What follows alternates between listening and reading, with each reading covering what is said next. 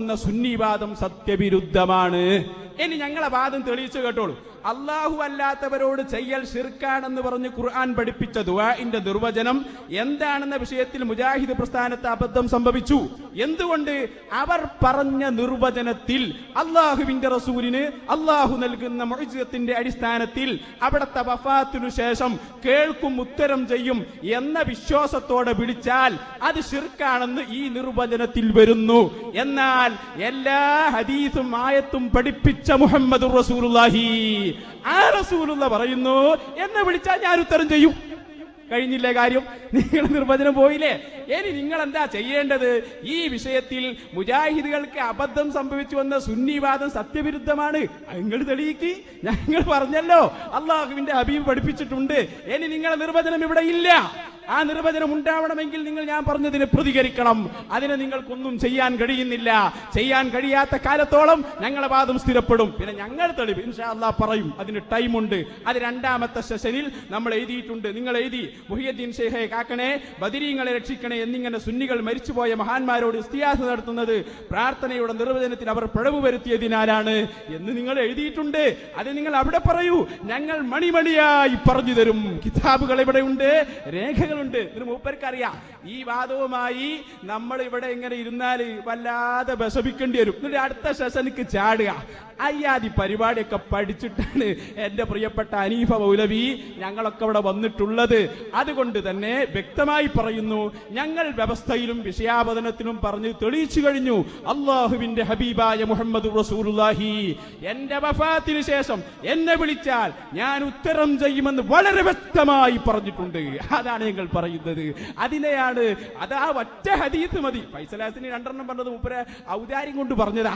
ഒറ്റ ഹദീസ് മതി നിങ്ങളെ നിർവചനം പൊടിയാൻ. കാരണം നിർവചനത്തിൽ നിന്ന് വരുന്നു അള്ളാഹുവിന്റെ റസൂലിനെ വഫാത്തിന് ശേഷം വിളിച്ചാൽ അത് തെറ്റാണ്, ശിർക്കാണ് എന്ന് വരുന്നു. എന്നാൽ എന്നെ വിളിച്ചാൽ ഞാൻ ഉത്തരം ചെയ്യുമെന്ന് മുഹമ്മദുർ റസൂലുള്ളാഹി. കഴിഞ്ഞില്ലേ? നിർവചനം പൊളിഞ്ഞില്ലേ? പിന്നെ ഞങ്ങളതല്ലേ? അത് ഞങ്ങൾ പറയാം. തീർച്ചയായും പറയാം. ഒഴിഞ്ഞു മാറില്ല. നിങ്ങൾ എവിടെ ചോദിച്ചോ പറയാം. വിഷയത്തിൽ നിന്ന് നിങ്ങളെ മാറ്റിയിട്ട് രക്ഷപ്പെടാനുള്ള അടവുണ്ടല്ലോ. തൽക്കാലം നടക്കുകയില്ല മൗലവിമാരെ. ആരെ സഹായത്തിന് വിളിച്ചാലും അത് നടക്കൂല. അത് ജിന്നായാലും കുഴപ്പമില്ല, മലക്കായാലും കുഴപ്പമില്ല, എവിടെയായാലും കുഴപ്പമില്ല. ഞങ്ങൾ വ്യക്തമായി അത് പറഞ്ഞിട്ടുണ്ട്. റാജിയൊക്കെ നമുക്ക് വായിക്കാം. ഞങ്ങളെ വാദം പൊളിക്കാനല്ലേ നിങ്ങൾ വായിക്കുന്നത്. അതിന് ശേഷം വരുന്നുണ്ട്. നിങ്ങൾ അവിടെ റാജി വായിക്ക്, മറുപടി അങ്ങ് പറയും. അവിടെ ഇബ്നു കസീർ വായിക്ക്, മറുപടി അങ്ങ് പറയും. ഇപ്പൊ നിങ്ങളെ വാദമാണ് പൊളിച്ചത്.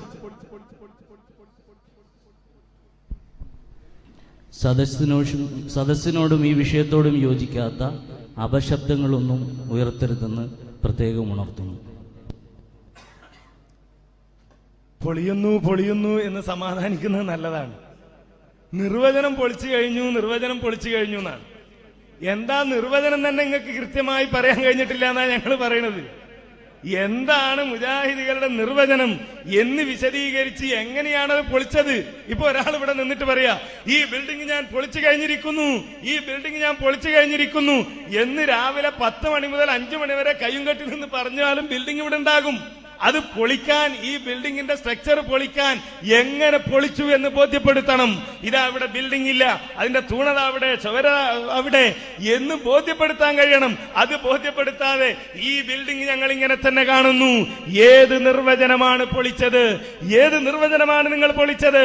ഞങ്ങളുടെ നിർവചനം പൊളിക്കുന്നു എന്ന് വിചാരിച്ചുകൊണ്ട്, പൊളിയും എന്ന് വിചാരിച്ചുകൊണ്ട് നിങ്ങളുടെ വിഷയാവതരണത്തിൽ നിങ്ങൾ പറഞ്ഞ വാദം, ഏറ്റവും പ്രധാനമായി നിങ്ങൾ പറഞ്ഞത് ഇപ്പൊ ചോദിക്കുക, അത് ഞങ്ങൾ അവിടെ പറയും. അത് ആദ്യം പറയുമ്പോൾ ആലോചിക്കേണ്ടിയിരുന്നു എവിടെയാ പറയേണ്ടത് എന്ന്. നിങ്ങൾ ഇവിടെ പറഞ്ഞു. തെളിവ് എന്താ? തെളിവ് പറഞ്ഞത് ഇപ്പോഴും ആവർത്തിച്ചുകൊണ്ടിരിക്കുകയല്ലേ തെളിവ്. ആ തെളിവിന് അടിസ്ഥാനമായി നിങ്ങൾ ഉന്നയിച്ച വാദം എന്താണ്? കൊടുത്ത കഴിവിൽ നിന്ന് സഹായിക്കും. അല്ലാഹു സുബ്ഹാനഹു വ തആല കൊടുത്ത കഴിവിൽ നിന്ന് സഹായിക്കുമെന്നാണ് ഞങ്ങൾ പറയുന്നു. മക്കയിലുള്ള ആളുകളും വിചാരിച്ചിരുന്നത്, വിശ്വസിച്ചിരുന്നത് അതേ കാര്യം തന്നെയാണ്. അതുകൊണ്ടാണല്ലോ അവരുടെ സമ്പ്രദായത്തെ പറ്റി അല്ലാഹു പറഞ്ഞത്, വൈദാ മസ്സൽ ഇൻസാന ദുർറുൻ ദആ റബ്ബഹു മുനീബൻ ഇലൈഹി സുമ്മ ഇദാ ഖവ്വലഹു നിഅമതൻ മിൻഹു നസിയ മാ കാന യദഉ ഇലൈഹി മിൻ ഖബ്ൽ വജഅല ലില്ലാഹി അൻദാദൻ ലിയുദില്ല അൻ സബീലിഹി ഖുൽ തമത്തഅ ബികുഫ്രിക ഖലീലാ ഇന്നക മിൻ അസ്ഹാബിന്നാർ എന്ന് അല്ലാഹു സുബ്ഹാനഹു വ തആല പറഞ്ഞു. ഇമാം ഖുർത്തുബി വിശദീകരിച്ചുകൊണ്ട് പറഞ്ഞു, ഐ റാജിഅൻ ഇലൈഹി മുഖ്ബിതൻ മുതിയൻ ലഹു മുസ്തഗീസൻ ബിഹി ഫീ ഇസാലത്തി തിൽക ശിദ്ദ. അല്ലാഹു വേണ്ടെന്നല്ല, അല്ലാഹു ഇല്ലെന്നല്ല, അല്ലാഹു ഒരു കഴിവും ഇല്ലാത്തവനാണെന്നല്ല, മറിച്ച് ഈ സന്ദർഭത്തിൽ അവർ അല്ലാഹുവിലേക്ക് തിരിയുകയാണ്. മുഖ്ബിതൻ മുതിയൻ ലഹു, അല്ലാഹുവിന് കീഴൊതുങ്ങി അല്ലാഹുവിനെ അനുസരിച്ചുകൊണ്ട് അവർ അല്ലാഹുവിലേക്ക് തിരിയുന്നു. തീർന്നില്ല, മുസ്തഗീസൻ ബിഹി, അല്ലാഹുവിനോട് ഇസ്തിഗാസ നടത്തിക്കൊണ്ട്. സ്വയം കഴിവുണ്ട് എന്ന് മക്കക്കാർ വിചാരിച്ചിരുന്നോ? അല്ലാഹ് വേണ്ടെന്ന് വിചാരിച്ചിരുന്നോ? ഞങ്ങളുടെ നിർവചനം പൊളിഞ്ഞു. ഞങ്ങൾ ദുആ ചെയ്യുന്നത്, ഞങ്ങൾ പ്രാർത്ഥിക്കുന്നത്, ഞങ്ങൾ സഹായം തേടുന്നത് സ്വയം കഴിവ് വിശ്വാസം കൊണ്ടാണ്, സ്വയം കഴിവില്ല എന്ന വിശ്വാസത്തോടെയാണ് എന്ന നിലയിൽ നിങ്ങൾ നിങ്ങളുടെ വിഷയാവതരണത്തിൽ വിശദീകരിച്ചത് കൊണ്ടാണ് ചോദിക്കുന്നത്. ഇനി ഇമാം ഇബ്നു കസീർ, ഇമാം ത്വബരി ഈ ആയത്ത് വിശദീകരിച്ച് പറയുന്നു, ദഅ റബ്ബഹു, അല്ലാഹുവിനോട് മക്കക്കാർ ദുആ ചെയ്യുകയാണ്. അല്ലാഹുവിനോട് മക്കക്കാർ ദുആ ചെയ്യുന്നു. ആര്? നബി സല്ലല്ലാഹു അലൈഹി വസല്ലമ, അബൂബക്കർ സിദ്ദീഖ് റളിയല്ലാഹു അൻഹു തുടങ്ങിയവരല്ല, അവരെ എതിർക്കുന്നവർ. യഖൂലു ഇസ്തഗാസ ബിറബ്ബിഹി, തങ്ങളുടെ രക്ഷിതാവിനോട്, അവരുടെ രക്ഷിതാവിനോട് അവർ ഇസ്തിഗാസ നടത്തുകയാണ്.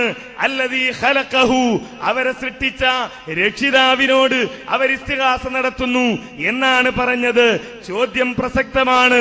പ്രസക്തമല്ലെന്ന് പറയാനേ നിങ്ങൾക്ക് കഴിയൂ. ഞാൻ പറഞ്ഞല്ലോ, മറുപടി പറയണം, ബന്ധം ബോധ്യപ്പെടുത്തുമെന്ന്. മറുപടി പറയൂ, നിങ്ങൾ ബന്ധം ബോധ്യപ്പെടുത്തേണ്ടി വരില്ല. അതുകൊണ്ടാ പറഞ്ഞത് മറുപടി പറയണമെന്ന്.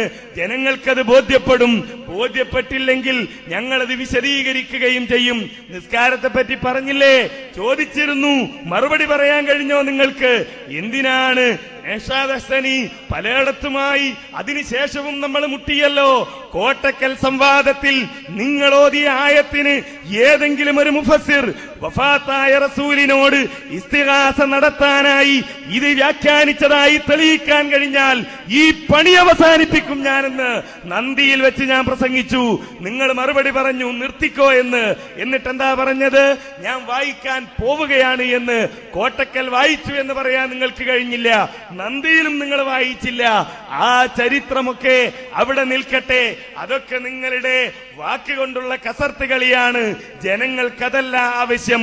ഒരു പക്ഷേ നിങ്ങളുടെ മുമ്പിലിരിക്കുന്ന ഈ വളരെ കുറച്ചാളുകൾ അവർക്ക് നിങ്ങളുടെ ഇത്തരം പരിഹാസങ്ങളൊക്കെ രസിക്കുന്നുണ്ടാകാം. പക്ഷേ പുറത്ത് സത്യം മനസ്സിലാക്കണമെന്ന് ആഗ്രഹിച്ചുകൊണ്ട് ആയിരക്കണക്കിന് ആളുകൾ ചാനലുകളിലൂടെ ഇത് കണ്ടുകൊണ്ടിരിക്കുന്നു എന്ന ബോധത്തോടുകൂടി സംസാരിക്കുക. പണ്ഡിതന്മാരാണ് എന്ന ബോധത്തോടുകൂടി, ആ ഒരു നിലവാരത്തോടുകൂടി സംസാരിക്കുക. അവർക്ക് ജനങ്ങൾക്ക് വേണ്ടത് പ്രമാണങ്ങളാണ്.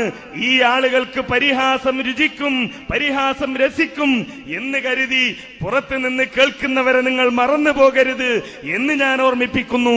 അതുകൊണ്ട് മക്കയിലുള്ള ആളുകൾ സ്വയം കഴിവ് വിശ്വസിച്ചുകൊണ്ടാണ് അല്ലാഹു അല്ലാത്തവരോട് തേടിയത് എന്ന് വിശുദ്ധ ഖുർആൻ കൊണ്ട് തെളിയിക്കാൻ കഴിയുമെങ്കിൽ അത് തെളിയിക്കുക. പുറത്തുള്ള ജനങ്ങൾ കാണുന്ന മൂപ്പർക്ക് പേടി തോന്നുന്നുണ്ട്. അതിന്റെ ബേജാറാണിപ്പോ പറയുന്നത്. പുറത്തെ ആളുകൾ കാണുന്നുണ്ട്. ഞങ്ങൾ അതാണ് വ്യക്തമായി പറയുന്നത്. ഈ സമൂഹം പഠിക്കട്ടെ, അല്ലാഹു അല്ലാത്തവരോട് ദുആ ചെയ്യാൻ പാടില്ല. അതിലിവിടെ ആർക്കും തർക്കമില്ല. പക്ഷേ തർക്കം എവിടെയാണ്? ആ ദുആ എന്താണ് എന്നതാണ് തർക്കം. അത് നിങ്ങൾ മനസ്സിലാക്കാതെ പോയി. നിങ്ങൾ വിചാരിച്ച എന്താണ്? മനുഷ്യ കഴിവിന്റെ അപ്പുറത്തുള്ള കാര്യങ്ങൾ ചോദിക്കുന്നതൊക്കെയും ഈ നിർവചനത്തിൽ പെടുത്തിയിട്ട് മനുഷ്യ കഴിവിന്റെ അപ്പുറത്തുള്ള കാര്യങ്ങൾ ചോദിക്കുന്നത്